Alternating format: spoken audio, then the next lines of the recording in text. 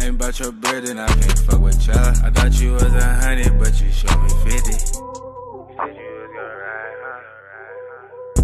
And the coupe that's parked outside, that bitch looks so expensive. I bet it cut your eye, huh? What the fuck going on, man? Hey, we've been watching these little, like, horror films today, bro. I don't know. These horror films are interesting, bro. Okay, let's hop into this. Guys, film recaps here, and today we're covering a 2016 horror, action, and comedy movie called Fear Inc. The movie begins with a blonde lady running away from someone in a public garage. She manages to hide out of sight. Unfortunately for her, her assailant catches onto her. He approaches her with a crude weapon and follows her as she runs frantically all around the garage. The blonde lady falls down and watches as her assailant approaches her. You dumb bitch. Thankfully, the assailant disappears and she walks up to the roof of the garage. How do you fall in concrete? There, she meets a man who gives her a jump scare. The blonde notices he's just a security guard and tells him she was just looking for her car. Upon getting to her car, she notices something strange as her FM radio tunes into her assailant's walkie-talkie. As she tries to make sense of their conversation, she gets taken out from behind. After the movie intros, the next scene showcases Joe Foster in his living room cussing at his TV for causing him to lose a video game. Then, he's seen going on with his chores of the day, most of which included having fun and causing trouble in the neighborhood. He even bathes his skin in the sauna and cools off in his pool. Okay. His girlfriend, Lindsay, arrives from work and chastises him for being such a playful dude. Joe makes a joke out of it and tells his babe to calm down. At night, Joe takes Lindsay out for a date in a weird museum-like place as they all play around the entire place. They get a couple of jump scares before they arrive at a forbidden object. Joe takes a picture of an object as his babe reads some information about it. According to an unknown legend, those who photograph the photo would literally be eliminated during the week. Joe keeps the pic anyways and waltzes off with his girlfriend, begging him to delete the picture. Up next, the playful champ and his girl get some popcorn as the couple discusses their parents and some dude named James Garner. Afterward, another creepy dude cuts in on their conversation and challenges them to survive some custom scares his company hosts for people who think they are tough. He gives them his card and leaves. Joe and Lindsay leave for home. As they get back home, Joe finds out he forgot something at the museum. Lindsay tells him they'd get it tomorrow as Bill, their friendly neighbor, walks in and makes some comment about some random stuff. The next day, Joe and his girlfriend are visited by Ben and Ashley Davidson, their friends. Ben walks into Joe's house and compliments the life Joe was living. After playing around a little bit, the quad gets down to partying. That night, as usual, Joe supervises the drinking while the others do nothing but gulp down beers and shots. Up next, it's weed time. Joe smokes and gets down to doing some really messed up games and shit all through the night with his friends and girlfriend. Then, they get into Joe's hot tub and talk about horror movies all through. Joe leaves the pool shortly afterward and runs into the house. Shortly afterward, the trio hears something in the woods. Ben walks forward to check things out. Unfortunately for him, he gets the scare of his life as Joe appears from their garden. After settling down, Lindsay complains about her boyfriend taking too much interest in scaring her lately. Ben and Ashley tell her he's just being Joe, and then they discuss the fear challenge thingy Joe and Lindsay were introduced to in the scare house earlier on. The high Joe listens to Ben babble about how feed up the Fear Inc. company was. Then, Ashley and her boyfriend go to bed. Before going to bed, Lindsay takes a bath as Joe checks out the card the creep gave him and Lindsay earlier. He's hesitant to call the number on it at first. However, he gets jived up and dials the number. The man on the other end picks and tells Joe they're sold out. Meanwhile, Ben and Ashley caress one another in their room as Ben complains over a broken wine glass. He carries his wife to their bedroom and they lock lips. Before things get to the next level, Joe butts in, startling the hormone-driven couple. After apologizing to the duo, he leaves the both of them. The next day, Ben is seen floating on the pool as the others sunbathe beside it. They all chat peacefully as Joe throws his friend a bottle, urging him to gulp the contents down. Ben reluctantly drinks the sour thing as Bill rings the doorbell yet again. Joe answers him and listens to boring old Bill talking about his 6-month holiday on some island on planet Earth. Just as Joe's about to close the doors on Bill, Bill warns him to be careful out there. Joe acts indifferently and closes the door. As he walks into his house, the alarm blasts off, jolting Joe's adrenaline glands up. He gets into attack mode, turns off the alarm, and picks up a golf club. Joe walks around his house searching for the assailant as he's attacked by yet another creepy dude with long hair. The scary dude kept saying, little pigs, let me come in." After muttering some other things, he headbutts Joe and sees himself out. Later on, there are cops in Joe's house asking an injured Joe some questions about the occurrence earlier on. They conclude the weirdo was just a homeless who had a very bad sandwich and take their leave. By nightfall, the drunken Quad's Uber arrives at Joe's residence. Joe throws up inside the Uber and has his girlfriend and friends apologizing for him.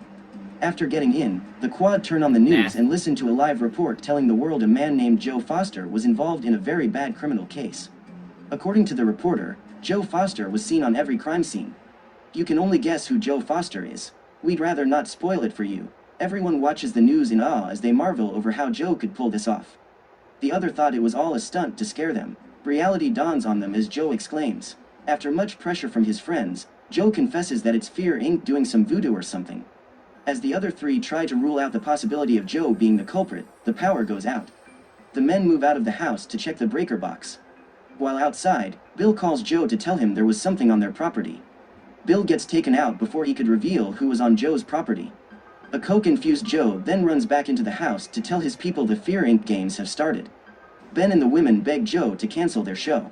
Joe acts like a nutcase and says them to go along with the games. Ben takes the phone instead and dials the company to cancel. After getting off the call, Ben, Lindsay, and Ashley lock all the doors in the house. Joe, on the other hand, leaves one of the doors unlocked and joins the others. They hide in the living only to follow Joe outside later on. They get into the car with Joe on the wheels. Joe then tries to start the car but finds out the ignition wires weren't working as they were disconnected by someone. They then decide to get to the neighbor's house. Unfortunately, two creeps block their way and they run back to Joe's house. Ashley gets left out and Ben urges the others to let him go out to find his wife. Ben's allowed outside as Joe and his wife argue about Joe taking things too lightly. Amidst all the arguing, Joe gets hard down the D really.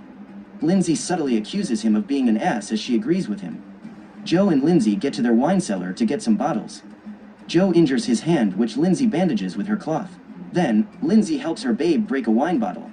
After arming themselves, Joe and his girlfriend walk through their corridor in search of their assailant. They get outside their house silently as they continue their search. In their backyard, they find an arrow in Ashley's head and thigh. Lindsay freaks out and tries to free Ben's wife as Ashley kept telling them the creep was coming for them. Joe and Lindsay run back into their house with Joe coming face to face with one of the creeps from Fear Inc. Upon telling them to cut it out, Joe gets knocked out. When he comes to, he sees himself in another room with Ben tied to a chair. He walks to check out his friend. Just then, a TV near him turns on. The creep on the other end explains to Joe the entire situation. Joe still takes things lightly. After being shown his girlfriend, the creep tells Joe that he must hurt his friend tied to the chair or his girlfriend would be taken out. Joe rushes to action when he finds out that the weapons are real. He keeps telling himself it's just a game as he saws through Ben's hand. Still thinking it's a joke, Joe gets down to finding the key to Lindsay's freedom. Bro, what? He picks up a pair of scissors and cuts open Ben's stomach to find the key. Bro, what? Upon realizing it was all real, it's already too late. His best friend, Ben, was already gone. Joe despairs over what he'd just done as funny music plays with the lights going out. When the lights turn back on, Joe finds the key to his freedom on Ben's chair with Ben no longer there. Joe opens the door and gets to his girlfriend. He then picks up the phone and calls 911. After explaining his woes to the emergency service, a creep comes from behind and attacks him with the phone still on. Thankfully, Joe was high enough not to feel pain as he wrestles the creep to the ground, taking him out in the process. After ending things with the creep, he picks up the phone and finds out his girlfriend was already awake. Upon realizing that Joe had already taken out one of the guys from Fear Inc., Lindsay yells at him to hang up the call. She then rushes to put their home lights back on and tells Joe that he didn't take out anyone and that it was all a game along. Joe was right after all. At that moment, Ben and Ashley walk back into the house to tell Joe it was all a joke. Then, they find out Joe has already taken out one of the actors. Ben and Ashley immediately get out of Joe's house, leaving him and Lindsay to deal with their problem. After explaining things further to Joe, he decides to turn himself in. Lindsay, on the other hand, convinces Joe to dispose of the body. Up next, Joe and his girlfriend, Lindsay, is seen taking the body of the actor out and into the actor's abandoned van. On their way, Lindsay finds out that Fear Inc. had researched all of them for weeks as they drive through the streets. As they get to an intersection, they meet some drunk teenagers they originally thought were Fear Inc. They continue their drive as they pass the speed limit. Later on, there's a cop on their butt cheeks as they're forced to pull over. The cop comes over and asks for their license and registration. The duo fumbles as the cop linger around their van longer than he should. The cop gets back to his car to get something as Joe and Lindsay argue with each other. Something weird happens when the cop comes in and calls Joe to come down from his vehicle. Joe argues that he never told the cop his name. The cop, however, tries to pull them out of the vehicle but gets run over by some dudes. Joe and Lindsay quickly bail as they get to a secluded area in the woods. They dig the grave and get down to hiding their assailant's body.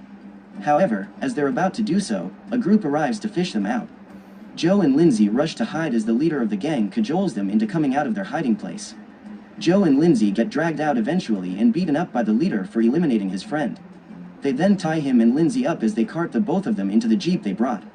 Joe wakes up in the sand crying like a baby as he finds out Lindsay was nowhere to be found. Joe struggles to get up as he writhes in despair over the thought of him losing his wife. The next scene shows Joe walking in the woods till he gets to a gas station. There, he uses the payphone to call a number from a piece of paper on his hands.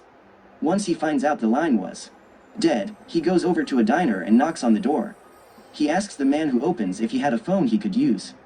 The man says he has a phone but he'd need to hear what happened. After hearing his story, the man allows him in. Joe calls a number and finds out his girlfriend Lindsay was alive and next to him. As he reminisces with his girlfriend, he finds out the entire thing was staged. Apparently, Lindsay was on a quest to stop her lover from his horror movie obsession. From what we see, it worked. After settling down from the surprise, Joe has drinks with his people and discusses the events of that evening with all of them. This is why Just then, I the don't leader like comes in females, to have bro. a toast. I don't He like men compliments either, everyone bro, for so their don't work even. as the four quads chill out in the diner. After the toast, Bruh. Ben, Lindsay, Ashley, and Joe all get killed as the leader of Fear Inc. decides it'll be the best ending to their own horror movie. Up next, there's an old man with a dog picking a call and telling the boys they had another one. The movie ends as we're left to wonder what tragedy was to befall their impending victim. Bro, Thanks for what? watching, guys. This is why I don't watch movies, bro.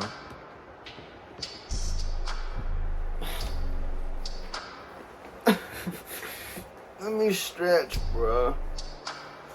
These movies got me fucked up, bro. Look, if y'all enjoy it, you enjoy it. Love y'all. God bless y'all. Yeah, I'm finna see y'all in the next one, bro. Okay. I got lean up in my kitchen. Hop in a coupe and I be gripping. I got your bitch, you riding past the ground. Ain't about your bread and I can